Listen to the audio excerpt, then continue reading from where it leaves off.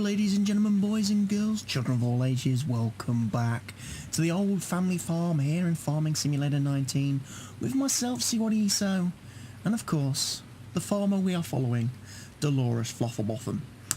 As you can see, it's another very damp start to the day here on the old family farm. Let's have a look at what we've got to do today then. Right, we are in the process. We have harvested everything. Okay. I've done the changes I needed to do on fields 1, 4 and 9. That has now been super duper merged into one big field. How are we doing money wise? We've got a bit of cash. That's okay.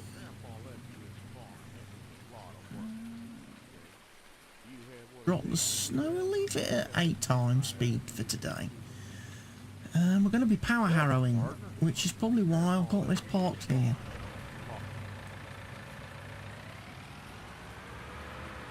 Also, we'll have a quick check of the animal situation. Chickens need some wheat and barley. The pigs need, well, a bit of everything, by the looks of things. The horses might need a little bit of hay. That's something we can get into in a bit of time. But we're going to get over onto, obviously, the new field number 1,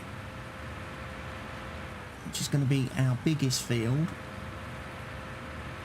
And I think this field probably is going to be good for like corn, sunflower harvesting because of its size. We're going to get a lot of stuff off of this field. Right, okay. Have I changed my key bindings? I think the key bindings have changed. I was going to do a GPS course, but I think I've changed my key bindings because there was some conflicts with some other mods, so I've reset everything. Is it that one? It's now left button, right button and square on my DualShock 4 controller.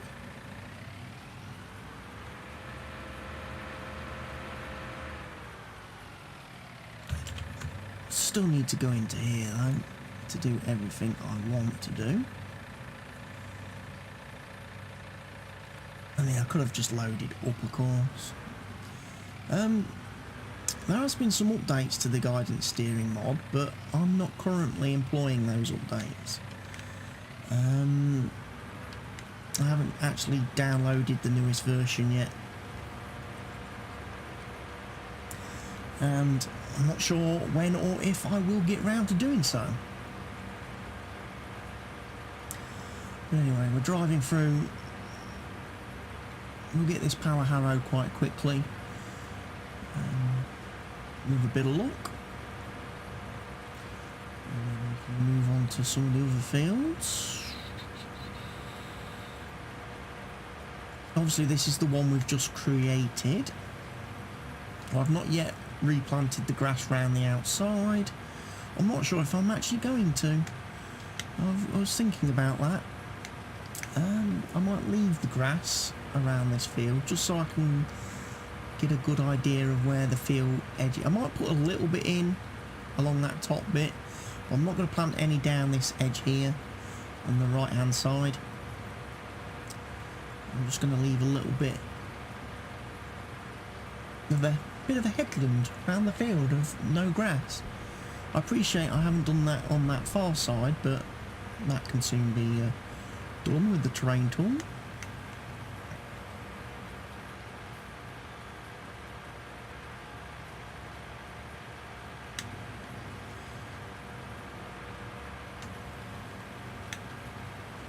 So new super duper field. So this is going to be, obviously we've limed it, we've ploughed it, we're now cultivating it.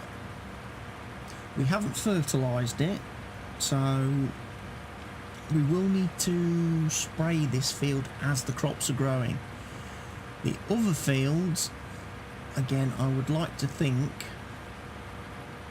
well, I would like to have got them fertilised. Are they not already fertilised? I think I did the fertilising. Yeah, they're all fertilised. So they're good to go. They're just ready to be seeded. Well, no, they need power harrowing first. And guess what I've done? I've pressed the wrong buttons, and I've lost me me track. So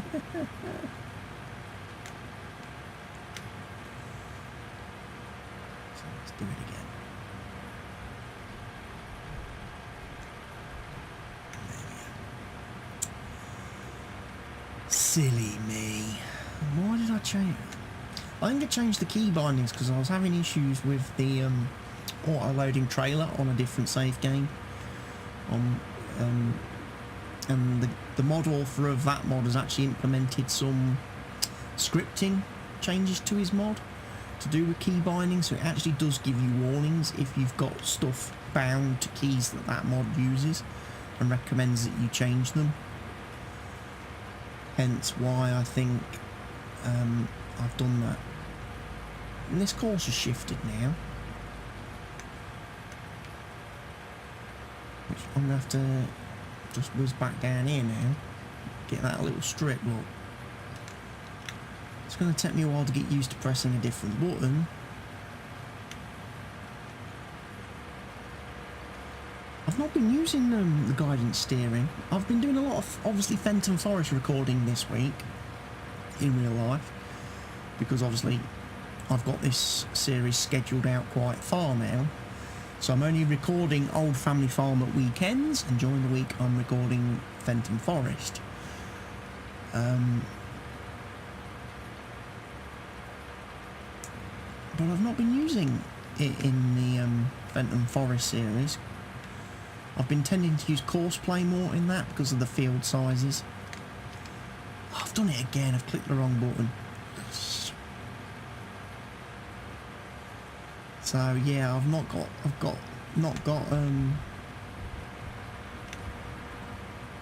used to this changing keybind yet.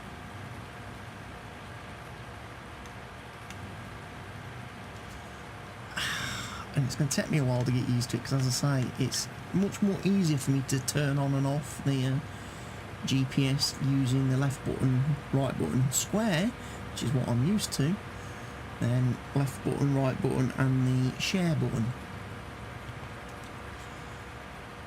But I'll get used to it, I'll get round to it. And the reason I'm using a DualShock 4 controller now rather than my Razer Wildcat is because I started having issues where you've probably noticed a couple of times, it's probably happened in the videos, where for whatever reason the joystick, the joypad just stops responding. Just stops working, and I have to unplug it and plug it back in again, and then it resumes. I suddenly find I can't do anything. I'm in a vehicle, I can't drive, I can't turn, I can't move my character. So I think there's an issue with my controller. I think my controller's probably knackered, for lack of better terms. So I'm using a Nikon compact controller for PS4, which seems to work quite happily on my PC. The buttons do make a slightly louder click though than I'm used to, which is a little bit annoying. I think it tends to come across on the videos a bit as well. You can hear the clicking, especially of the bumpers and the triggers. They definitely click, have a very audible. But I do like the controller, it does feel quite nice in my hands. I love the fact that the thumbsticks are concaved, so your thumbs sit in them and don't slide off when you're moving around. And they're also textured. I don't have to use any thumb grips on this, which is pretty cool.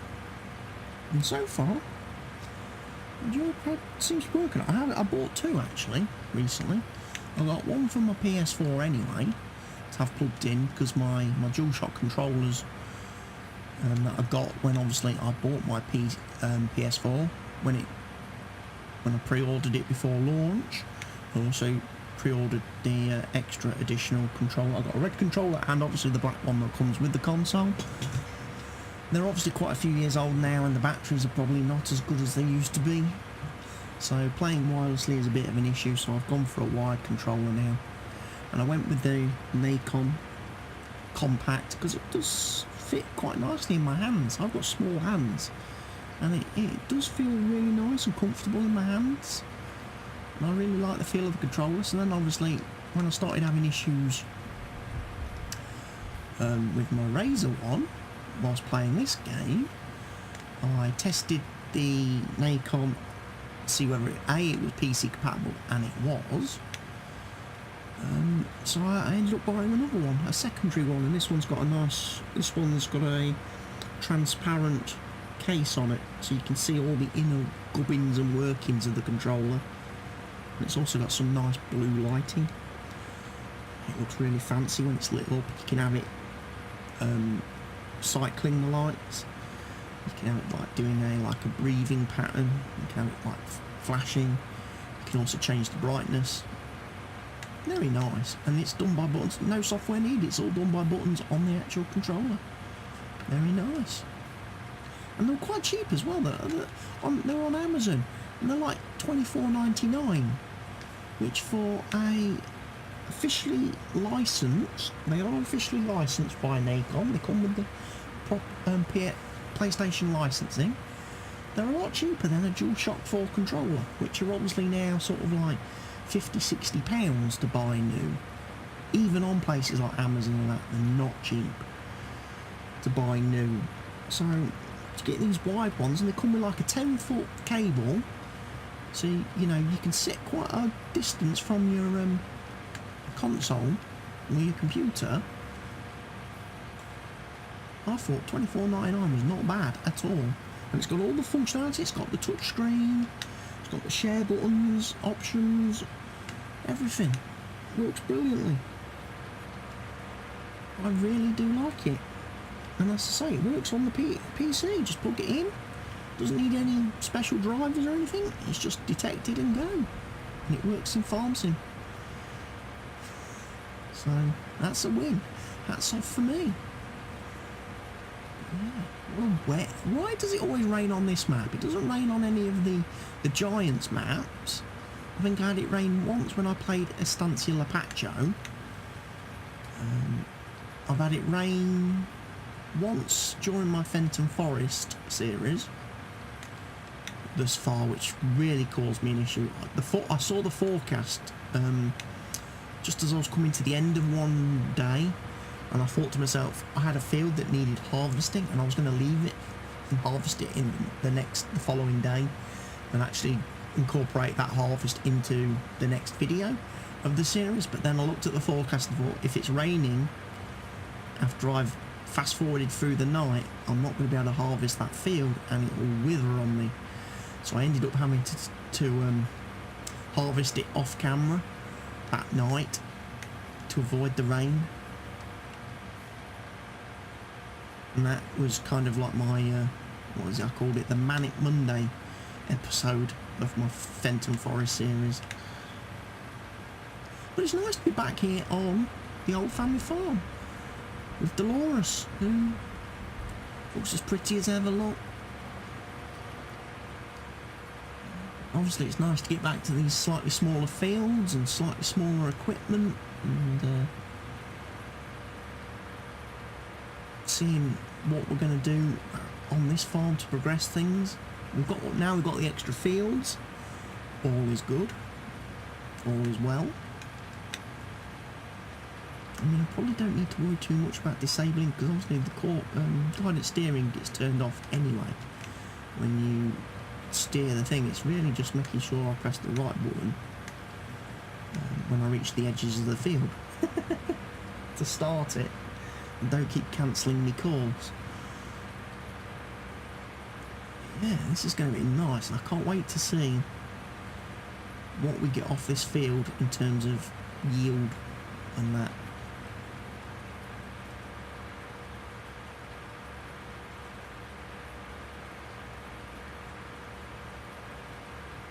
I'm not sure what we need crop wise. One of the things I am noticing, I am starting to get the silo quite full of certain crops, which is good. That was ideally kind of where I wanted to be in the series.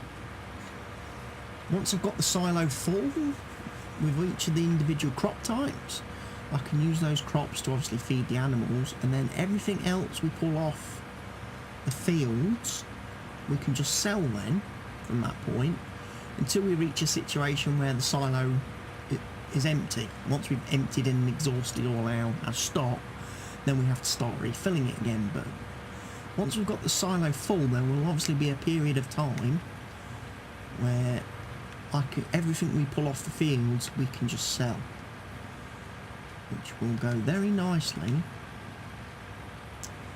towards allowing Delores to get some new machines and equipment.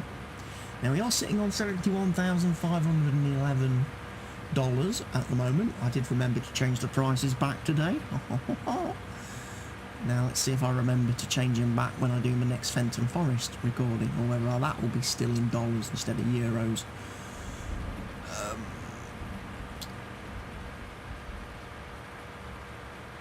So yeah, there's a couple of things we want to get into. Now, I've done obviously the terraforming and all that sort of stuff from Jazz Malarkey. Did that in the last episode around the new field, so around the other field. Reshaping that cliffside, hillside, and making a few changes there, which should make that a little bit easier to farm, and getting obviously the wild grass replanted.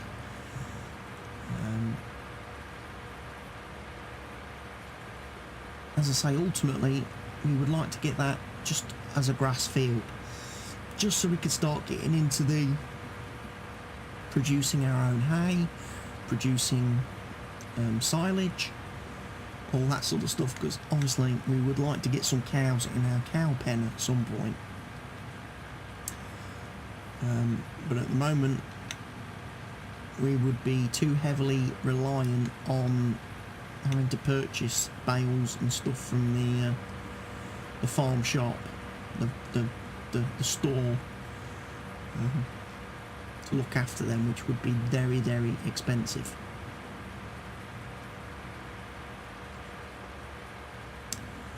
I mean, I'm still not entirely sold on the cows. I could see me selling the cow paddock. Maybe, just maybe. We don't do cows. We've got the chickens, we've got the pigs. Maybe we don't do cows on this series, and instead I do sheep instead. We could add in sheep, because then I only need grass. I don't need to worry about making silage, do I?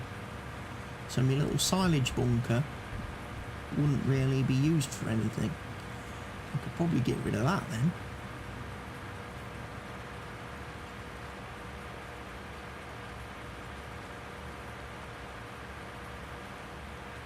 It's a tough one. It's a tough thing to decide. I was hoping for some, viewer feedback on that issue. I did ask a couple of episodes ago, what, you guys want to see ultimately from the series, and didn't get a response from anybody. So,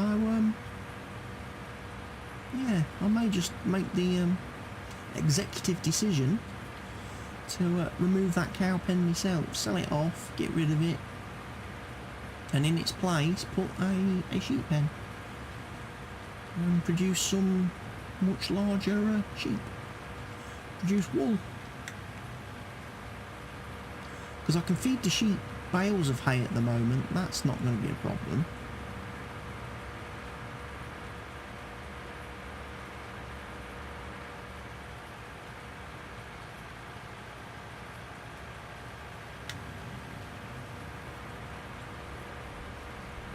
So yeah, just lots of power harrowing to do at this point. So I will probably, instead of just sitting here rambling of random things, which is what I appear to be doing, for most of this episode. Just the ramblings of a mad person. I've done it again. Look, dropped it down and took off like a rocket, and didn't allow sufficient time for that thing to pull off. But there we go. Because it's a wet and miserable day.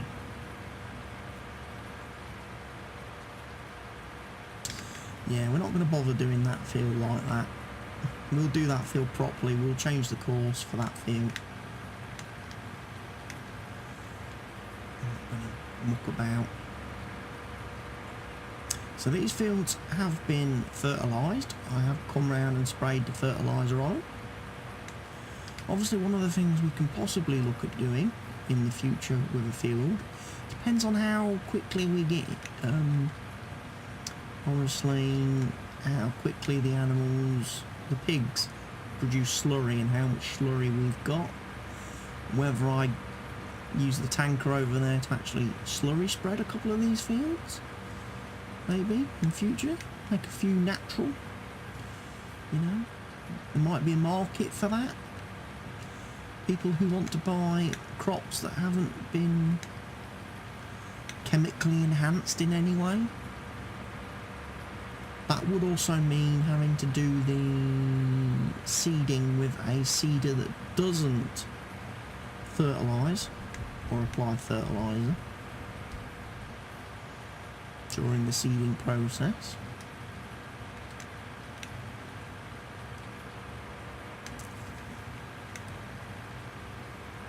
I may have already discussed as well at one point that now we're getting to this point in the series.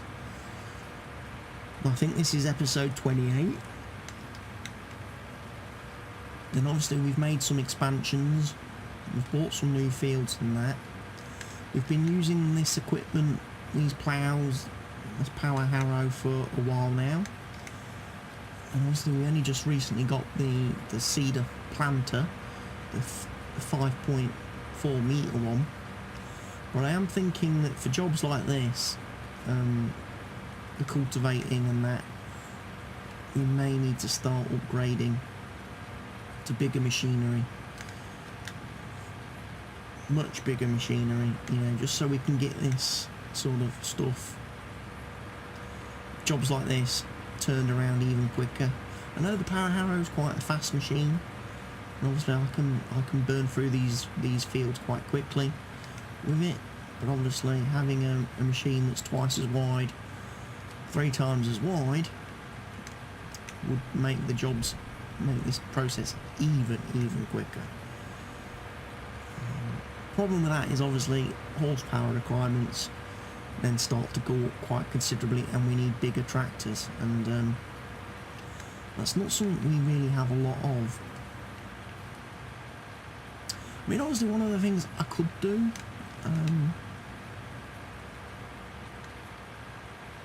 because now obviously we've bought the extra fields, we've obviously made a couple of farmers homeless or jobless.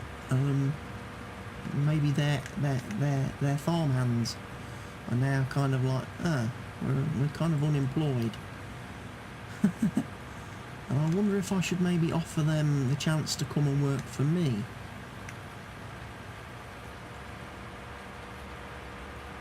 And assist me, and on a sort of profit share type scheme where, you know, their wages, they don't get paid like a set hourly wage, a normal sort of wage. They get paid based on how the farm's doing, and they get a percentage of the crop from the field,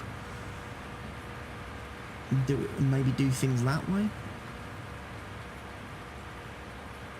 I'm trying to find a role-playing reason, kind of a role-play reason, to justify having maybe some course play work. You know? Because the thing is, I've got that other cultivator sitting in the shed. I have got another cultivator, so I could have, like, you know, a course play guy with maybe like the Fiat and the cultivator, doing some of the other fields on the other side of the farm whilst I'm doing these ones, and that could also speed up, you know, speed up the jobs, but not necessarily require me to change the machinery. We could still keep these small little machines and, you know, these little tractors and that,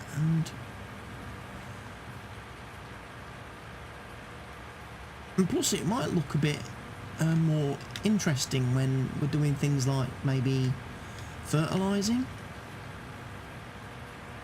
jobs or seeding jobs, if you've got the course play guy, because then he could run round, you'd see him driving about, and like when he needs to refill the machine, you could watch him drive the as I'm working, you'd see him driving back to the farm to fill up with seed or fertiliser and stuff, and it would, I don't know, it might add another element to the series. Because obviously we're at the stage now where pretty much I've done every job myself. I've not employed any workers, not paid any wages or anything like that. Every job has been done via me, by hand, manually. You know, obviously I've used maybe GPS to assist me on some of the work quite a lot recently, but I'm still sat here having to do the driving. I'm not handing it over to the AI and then just sitting back. So it still feels like I'm working, doing the majority of the work on the farm. And obviously things like looking after the animals, again, I'm doing that all myself. I'm not using any kind of mods to assist me with that aspect. I'm having to feed them, I'm having to muck them out. And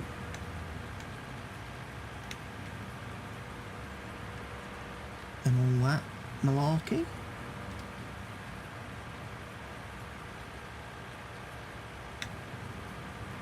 Why does that feel a couple of different colours?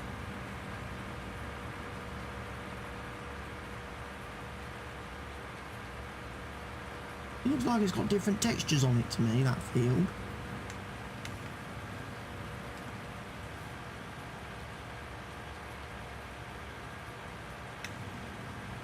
Anyone else just noticed that?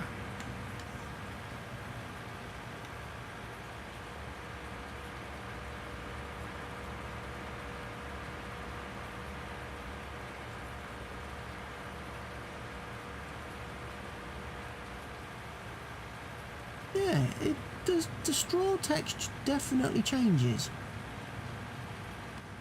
at this point.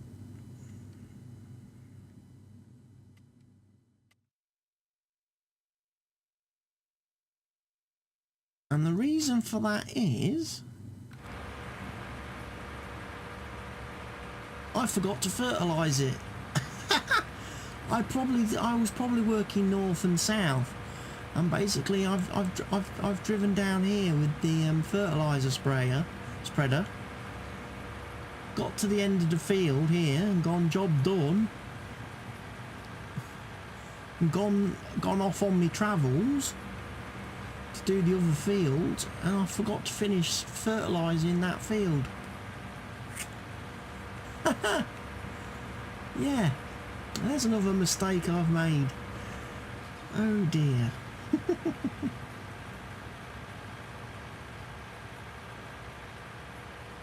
There's one of the things I was toying with earlier on, way before I started recording this series on this map. I was having a look at courseplay to see whether you could do things in courseplay like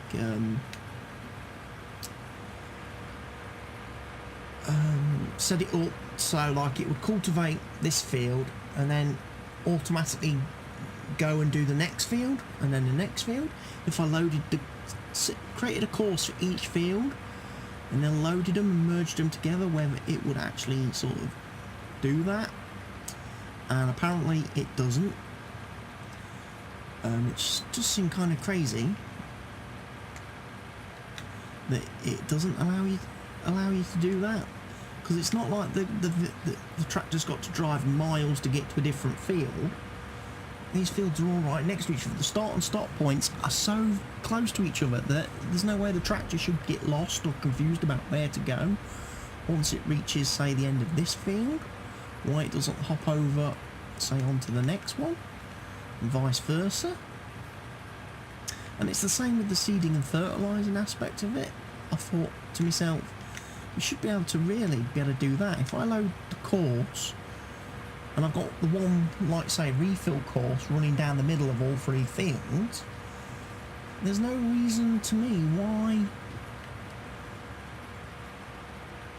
you couldn't do like one big merge course where you can basically set up a course play work to fertilise or seed all 3 fields in turn, whilst you're working on other fields or dealing with the animals. But apparently you can't do it. Not in the current version of course play as it stands at the minute, you can't do it. So I'm a little bit unsure really on how to progress with that. Which again is one of the reasons what kind of one of the things that's made me adopt this me doing all the work myself sort of mantra in this series, because I can't get the mods to do what I want them to do. To like make it like a fully automated service, and then I could maybe zoom out, fix the camera in one spot, and you'd just be able to see all the vehicles moving and driving around as if it was like a real worked farm. It's not really worked out like that. I mean, course play is obviously getting a lot of use in my Fenton Forest series, and I'm using it quite a bit there, and I've got, harvest course set up for most fields. I've got like a course for the truck and trailer that can unload the harvester on each field and automatically take the crop to the silo, offload it, and then go back to the field ready to unload the harvester again. So I've been experimenting with that. I've done a few courses whereby the truck can pretty much all by itself run from the silo to a sell point and sell materials, sell crops. I did it selling wood chips. I took out a load of trees on the map around some of the fields, ended up with a whole load of wood chips, and just basically set up a course and had the truck just running backwards and forwards, taking the wood chips to one of the ports on the map and getting rid of them for me, whilst I was able to carry on doing other work and supervising other work on the map. And that kind of does make things quite interesting from not only a player perspective, getting all these courses recorded and generated and then recalling them and saving them and stuff like that, but also it's quite interesting for the viewers, because like I say, I can be off working on a field and then all of a sudden you'll see the truck come driving past me as it's running its course. Or like I was emptying the manure out of the horse paddock on the map, and the truck just every now and then the truck would come past the paddock on its way to the deliver crop from the harvester to the silo, and then it would go back to the field to meet the harvester again. And it just makes it feel like you've got people working on your farm, and you've got all these different vehicles running at the same time. I've got like a mower mowing grass, I've got another tractor driving after it doing tedding, I've got another vehicle driving after that windrowing, and then had another tractor driving after that with the loading wagon or the baler. And all of a sudden your farm comes to life with course play. But obviously it's a much larger map, Fenton Forest by Stevie, than the old family farm. Like I say, you couldn't get 2 chalk and cheese maps, 2 totally contrasting maps. This one very small, very compact, very personal, I think. And then obviously you get Fenton Forest, which is a really big, you know, industrial like map. Lots of big huge fields, huge forest area for people who want to do logging and stuff. Lots of different sell points, loads of stuff going on.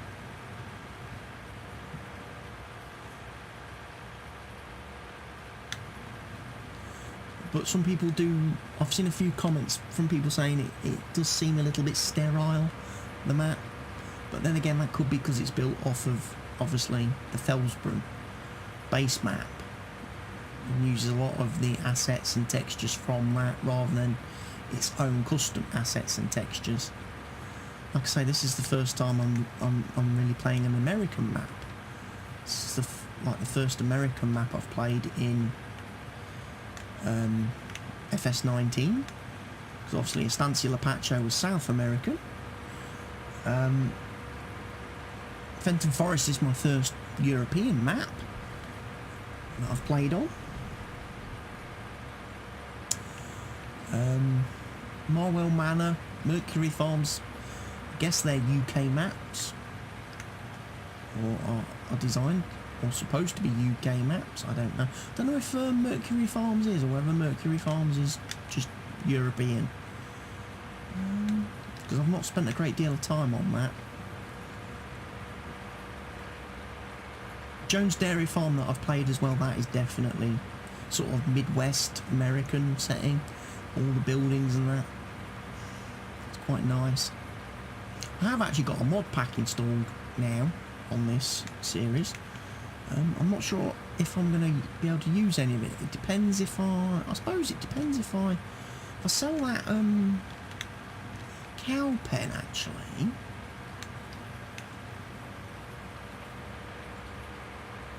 I may be able to, yeah.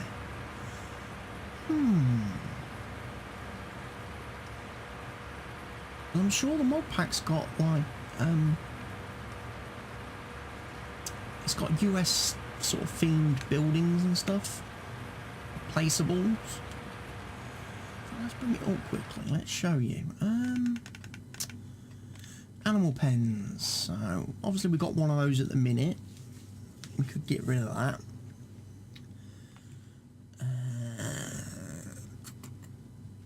And these are the kind of things we've got.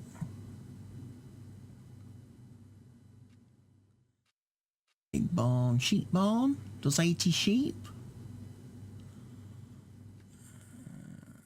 Chicken house small. Little horse stable mod.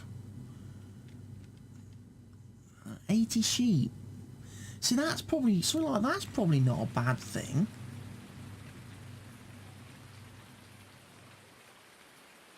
I tell you what, it's a lot smaller real estate, isn't it? Than the huge cow barn.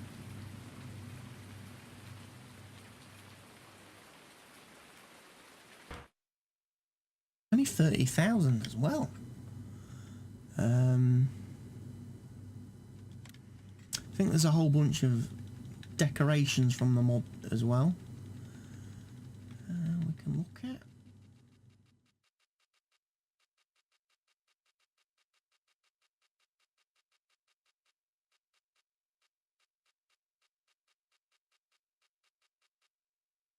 Fence posts, American style fencing, little windmills, US flagged farm sign.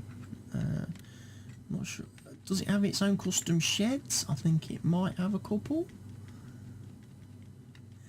Yeah, red barn lot, workshop, farmhouse garage, vehicle shed, and they've all got the animated doors and stuff. Another vehicle shed there, drive-through shed, vehicle shed. Storage shed, an uphill barn, bale barn. You know, certain things could be quite nice. For example, like that bale barn. That would look pretty cool, I think, somewhere maybe over here, wouldn't it? Maybe. For storing the hay in for the horses.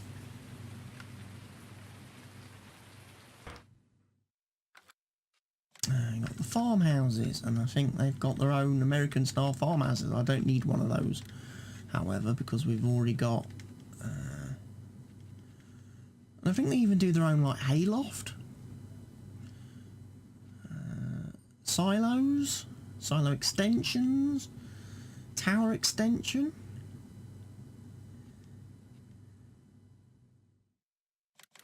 Which are kind of like what we've already got placed there, look.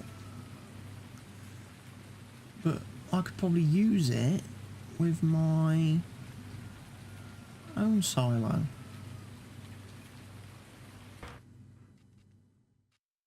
Obviously they've got these gigantic things which I can't see me ever placing down. Big silos, feeding silo where you can store all the stuff you need to feed animals. So there's options there.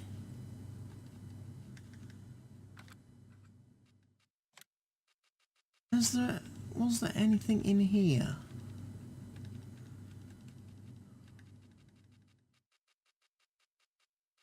The mod adds water towers, garage, fuel station.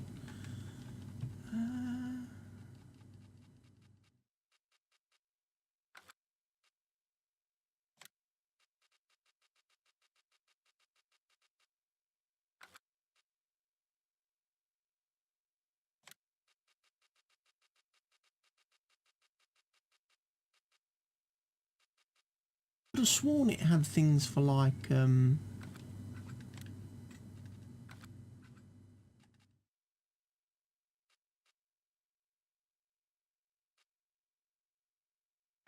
maybe I'm wrong. I could have swore it had things for like the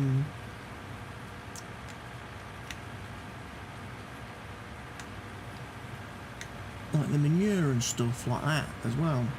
Maybe that's in the European pack. There is a European version of the pack as well, European style buildings and stuff. I wonder if that has the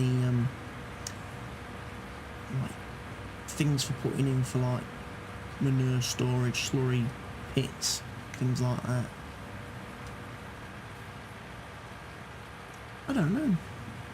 But certainly, yeah, I'm certainly thinking now I've seen that cow shed is probably going to go. This, I don't think I've got, because that field is going to be quite small anyway.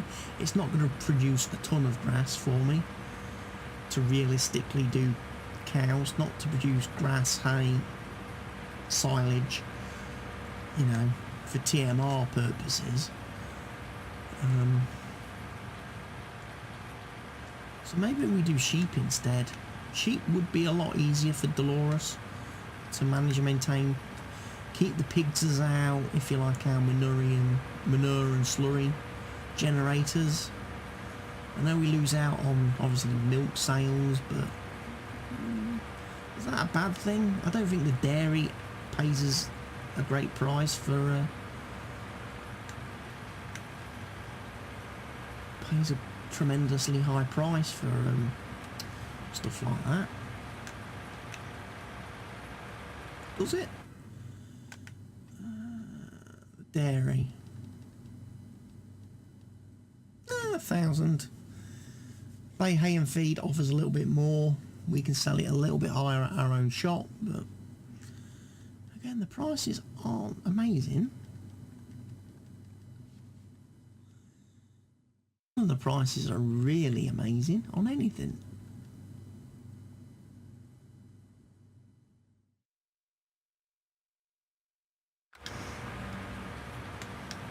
That comes from playing on normal difficulty, I think.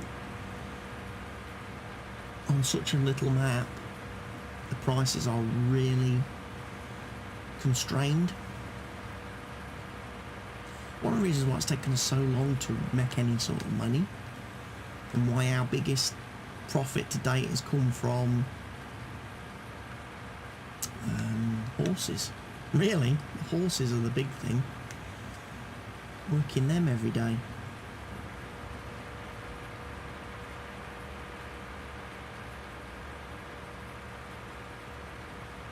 We might be getting into a situation where I can't actually, because it's what, 1:15 now in game. I could struggle to get all these fields sort of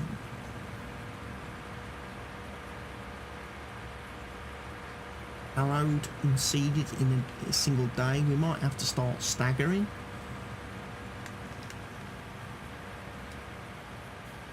And that's going to make things awkward for planting and seeding then.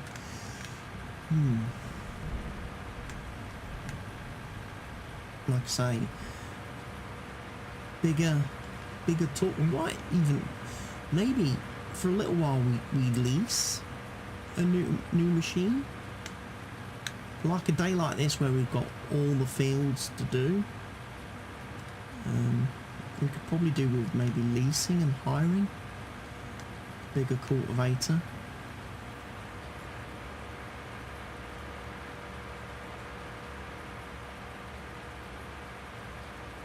Something that offers me a little bit more width.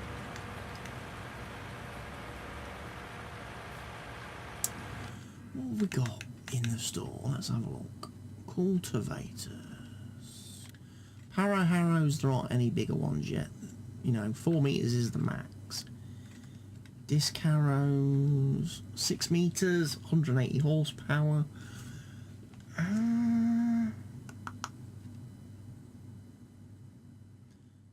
Discalander, 220. Start going up a bit ridiculous. And the Amazoni Castros, yeah.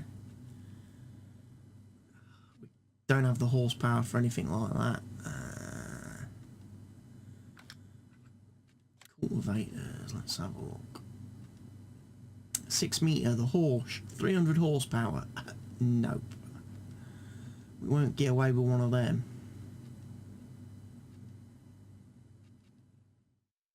That's 300 horsepower. 5.5 meters, 150 on the T-Rex. Okay, that's 1.5 meters. That's about the same width as the cedar planter. Got 6.5 meters, but then the horsepower requirement jumps up massively. The Sapphire is 6 meters. Hey, that's not bad. Only requires 140 horsepower.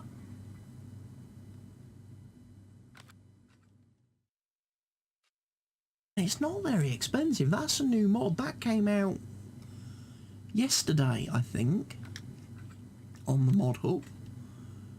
And then we've got these subsoilers. And look at the horsepower on that. 6 meters, 500. Combi plows. They require ridiculous amounts of horsepower. I think I've got rid of the Dondi mod thing. Or are they in plows? No, they're here.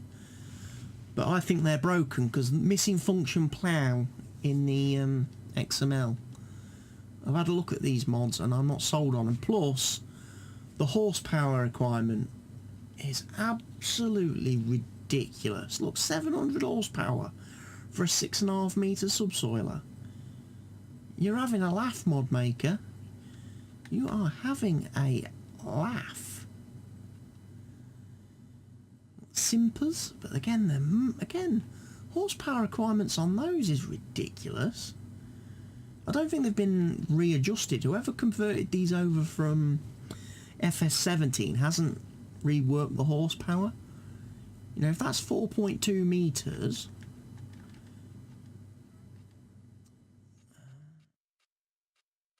.2.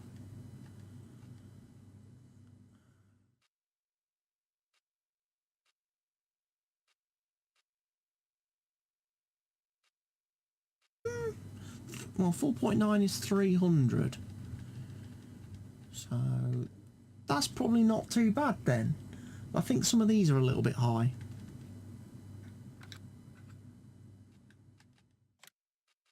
Where's that So where's that sapphire, or whatever it's, sapphire? Gee, a 6 metre subsoiler, and it's not terribly expensive.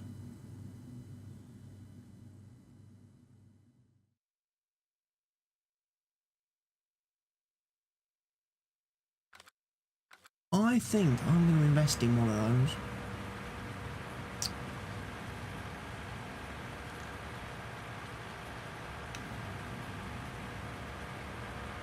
I can actually we could probably sell the 4 metre standard subsoiler cultivator that we've got.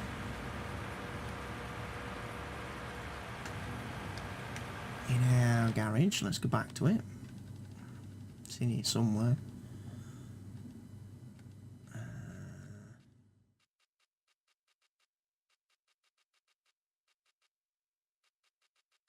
Have we already got rid of it?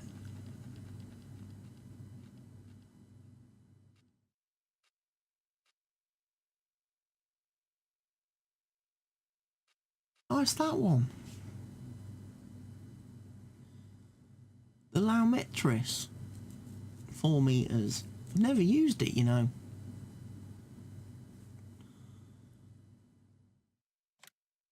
I'll sell that one.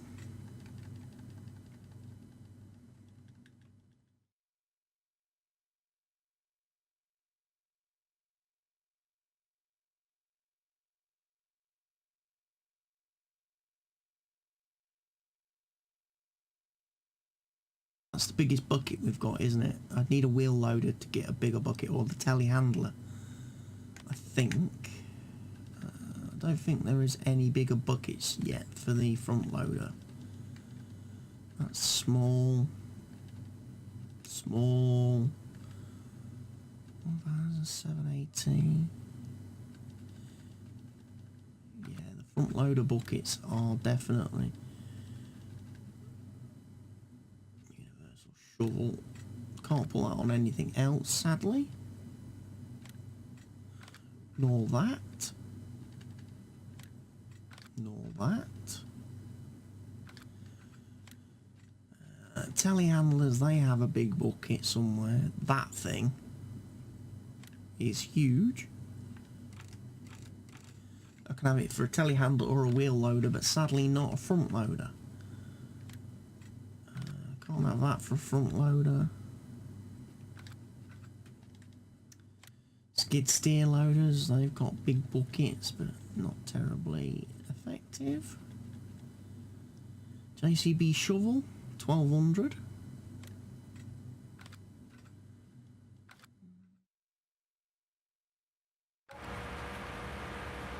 So we've sold that cultivator, and what we'll do then, we'll buy a bigger one. But in the meantime, I'm going to get this course finished off. This field finished off. I'm sorry that we've spent the whole day today just power harrowing 3 fields, but that's unfortunately sometimes the way it goes. You've listened to me ramble though, and waffle, which is a bit different for a change. I hope you've enjoyed my random conversation throughout this video. If you have, please go ahead and click that like button. Please feel free to leave any questions, comments, suggestions or feedback in the section down below. And if you're not already doing so, please go ahead, click that subscribe button. So from me, CWATTYESO, and obviously our delightful farmer Delores, it is goodbye for now.